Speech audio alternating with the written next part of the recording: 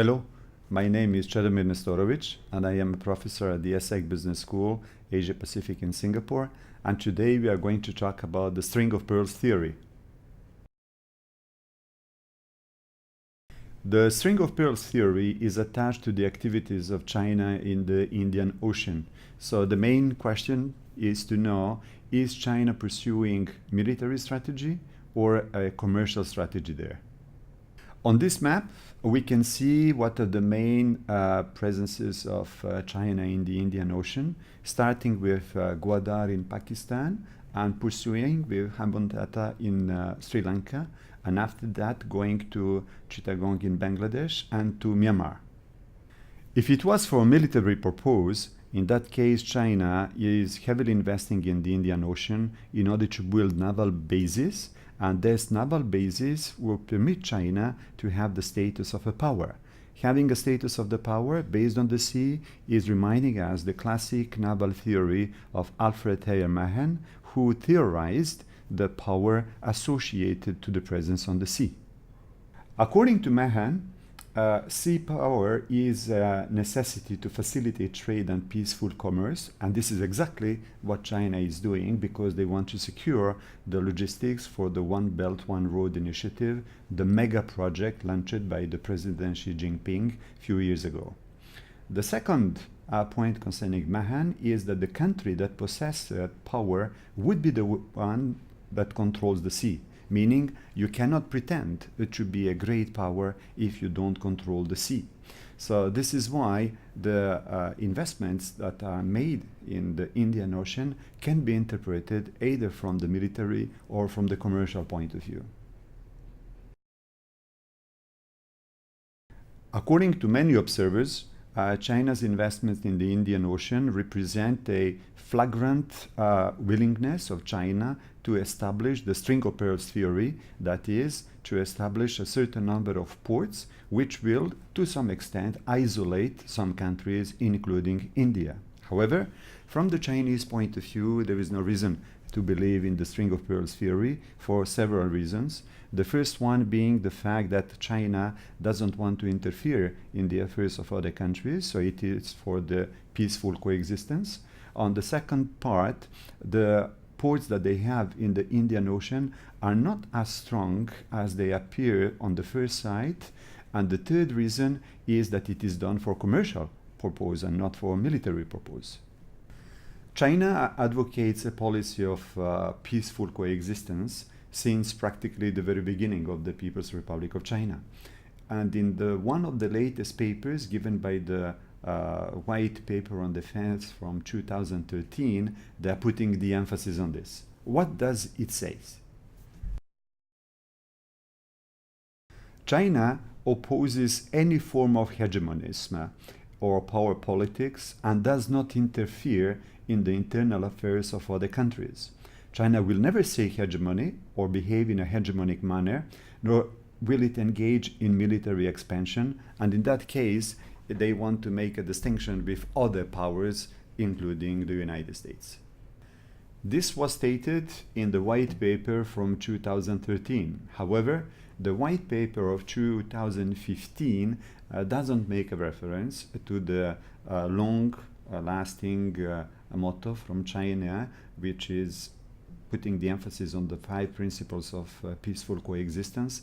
So we can just wonder why this principle is not mentioned in the most recent paper.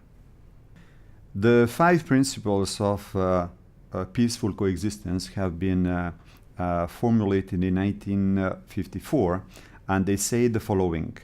First, mutual respect for each other's territorial integrity and sovereignty. Second, mutual non-aggression. Third, mutual non-interference in each other's internal affairs. 4, equality and mutual benefit.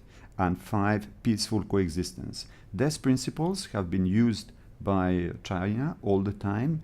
They have been used also a year later in Bandung in a conference, and also in a conference in Belgrade in 1961, which has seen the kickoff of the non-aligned movement. Apart from the fact that China does not endorse the policy of the string of pearls in the Indian Ocean, the investments that the country is making in the Indian Ocean are not as strong as they appear on the first sight. We will make a reference to 3 points. The first one is Gwadar in Pakistan. There was an agreement between China and Pakistan in 2001, and this agreement didn't give birth to major investments there. So we have to wait for another agreement in 2015 for a much more ambitious project, which is the China-Pakistan Economic Corridor, which is worth $46 billion. And this project may be something which is of interest to both countries. The problem is that Gwadar is a small city in the southern part of Pakistan, in the province of Baluchistan, which is prone to some insurgent activities.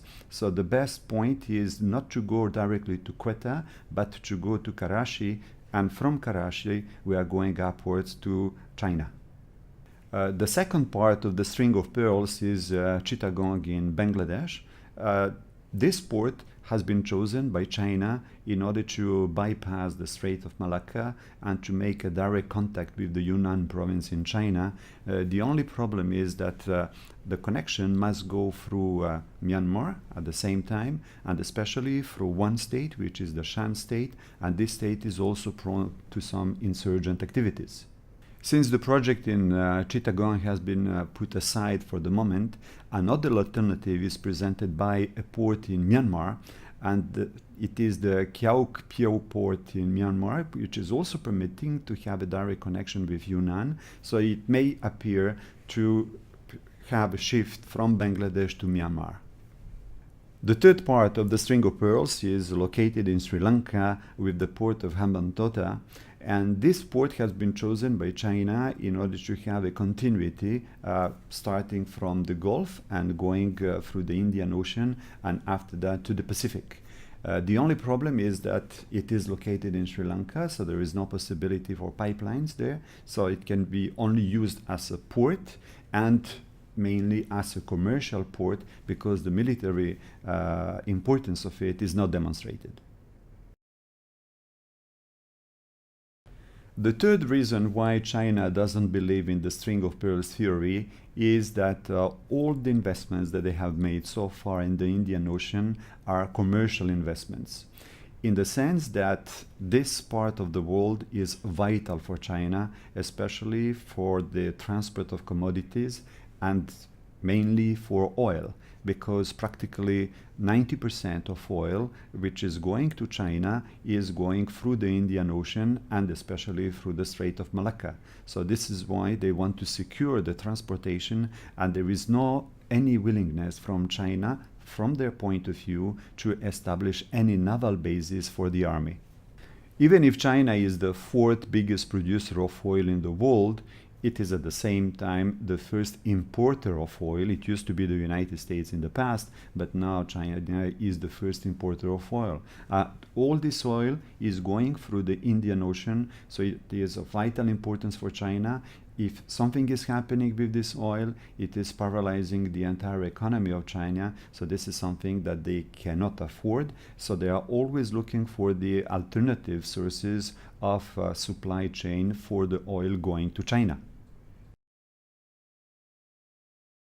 So, according to China, there is no string of pearls theory. According to them, first thing, the investments that China is making in the Indian Ocean are only for commercial purpose. The second thing, the principles of peaceful coexistence do not permit China to have any hostile approach in the Indian Ocean. So these are the two main reasons why there is no string of pearls theory. However, other countries do not look at this the same way, especially India, which is observing that the investments that China is doing are not only for commercial purpose, they are also making a reference to the purely military investment in Djibouti, and they are stating that maybe this is the beginning of a more active military presence in the region.